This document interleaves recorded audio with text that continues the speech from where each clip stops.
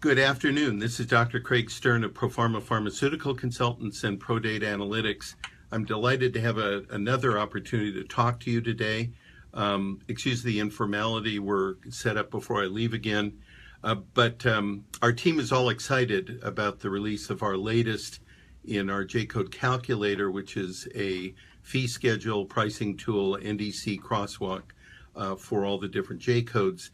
But I want to take time today to talk about areas where you decide how to manage what goes on in specialty, not because there's only one way to do it, there's multiple ways to do it. And clearly there is multiple information that's available to do it. And I want to talk about information, how you use it, and potentially why you need some of this information. And please understand, this is not an issue with regard to sales of it. If you want to use it, fine. You don't want to use it, also fine. But from our vantage point, the question is that there are databases of this information. They're available from different vendors in order to try and use to price particular specialty, etc. Also, as we use it with regard to our specialty analysis, etc.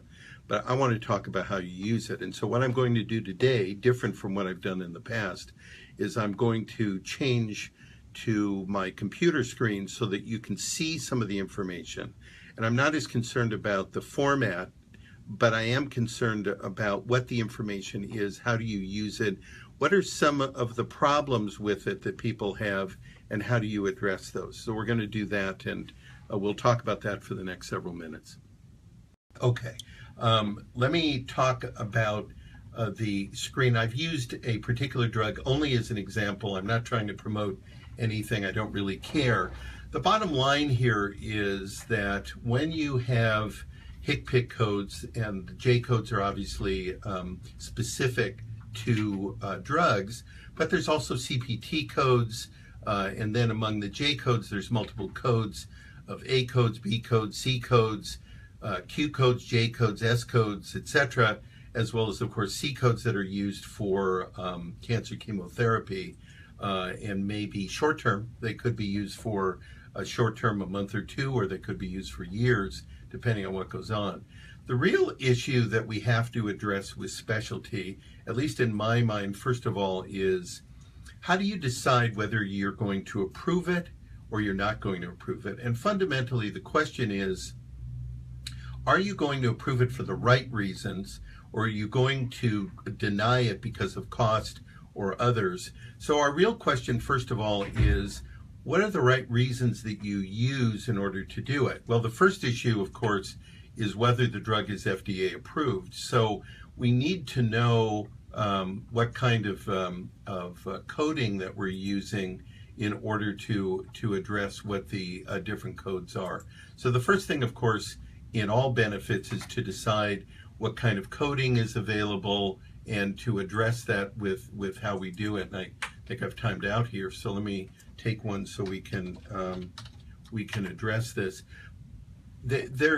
It's very clear in benefits that you have a ICD-10 code in the claim, and you're using it to identify that the drug is FDA approved for that indication, or that there is a problem with it where you are not sure whether it's going to be effective or whether it's going to be a drug that is off-label. And then the question is, if it's off-label, how are you going to judge it? Are you going to judge it because it has 3 double-blind placebo-controlled trials, which is a common criteria, or do you have some other criteria? Well, the first thing is obviously to make sure from a benefit standpoint whether it's FDA approved, because then the criteria would be that it's not FDA approved, and now it's going to, in many benefits, fall into experimental therapy. And then the question is the patient appropriately informed? Have they signed all of the appropriate information issues, that they understand what the risks are and they understand what the probability of success is, etc. So the first thing is you want to know what the coding is and how are you going to address it. The second issue is, are you going to understand what the utilization is? You've got some idea of how many doses do you expect, so that you understand whether the drug is being used according to package label guidelines. Is it going to be different than that? If it's going to be package label guidelines, that's one thing.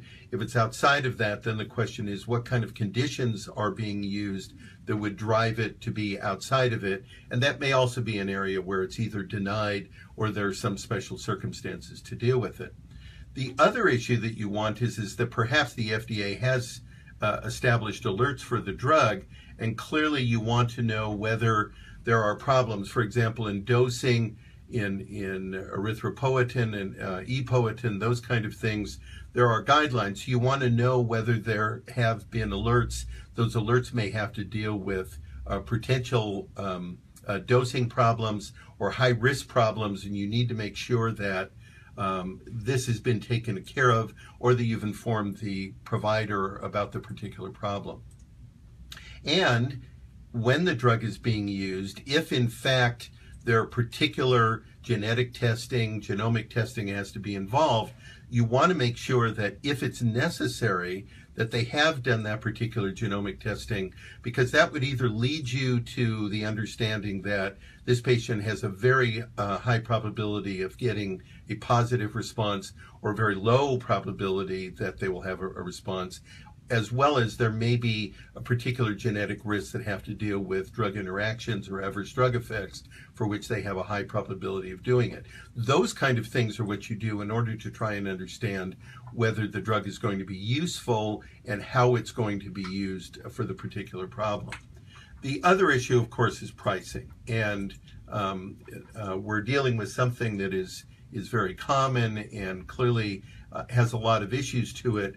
I bring it up because there's a lot of movement in this area, and I'm not promoting a given price from the vantage point of what the price is. Frankly, it doesn't matter. It depends on what the contracts are, what the particular physicians are asking, whether they're in network or out of network. But fundamentally, of course, contracts have been based on average wholesale price as a standard, and people have taken some discounts off of it. The market in general for brands is somewhere around AWP minus 17% of what goes on, about an 83% of AWP. Generics, of course, may be a discounter. They may be on a maximum allowable cost list to deal with it. But there are testing things to do, and no matter what it is that you're using or otherwise, you want to make sure that you're testing to ensure that people are using prices in a reasonable way, so that it is dependable, that every provider is going to be treated the same way. They're going to be priced the same way. There's going to be parity across all the different providers, and at the same time you're using prices that match. If AWP is the word, then of course you do it and you put in whatever discounts that you want to do, and that's entirely up to the contract. Some contracts are now moving to wholesale acquisition cost, and one of the ways of handling this, only one way, but one of the ways of handling this is to identify that you do a test on it. You're effectively looking for 120% of the wholesale acquisition cost, because that is one of the ways that people are looking to see that an average wholesale price has not been inflated. So you're dealing with a number that has some anchoring to what the price should be.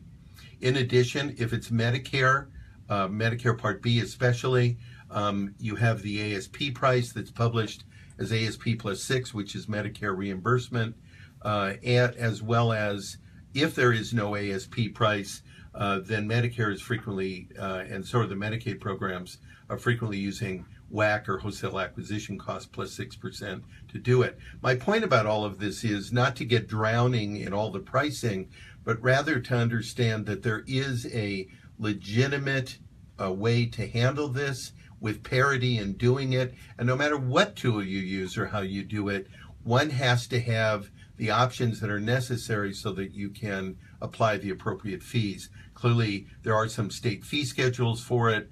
The federal government has come up with NADAC pricing, or National Acquisition Cost. FUL, or the federal upper limit, is historical. And then, of course, there are some benchmark kind of maximum allowable cost pricing, so that you've got some issue of how to handle the entire package and where it goes, so that you have a unit price for the entire package. And then you run into a problem, which I think is a real pricing issue, and that is in any given J code or otherwise, there are potentially 1 or 10 or 20 or 40 or whatever number of NDC codes that are buried within the J code. As a result of that, you can have a range of it, and so therefore in packages there can be a range, as is here, from about $38 to about $588, depending on where you pick, or you pick an average or a median. And similarly with J code pricing that's defined within the J code unit, there are also unit prices that are available depending on what those are, whether they're generics or brands or different ones.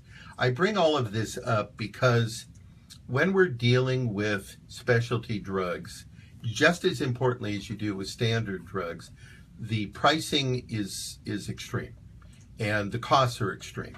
And so the question is, how do you go about dealing with approving it for what are the standard benefit reasons that is dependable and that you can use for everyone, and what are the ways in pricing that you use that gives a dependable price to everybody and showing parity to what we do. It's just a few of the things that we use when we're looking at specialty medications.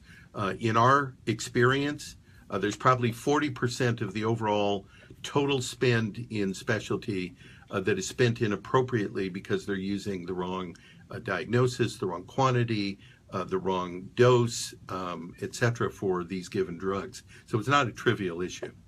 I hope you found this instructive. I look forward to talking to you next week. Have an outstanding week and weekend, and I will look forward to speaking to you again next week. As always, please feel free to go to ProPharmaConsultants.com, to our RX Info exchange, where we keep track of all the news all of the time, so you can keep track of the news that's happening with regard to pharmaceutical manufacturers, pharmacies, evidence-based medicine, etc. I'll look forward to talking to you again. Have an outstanding day.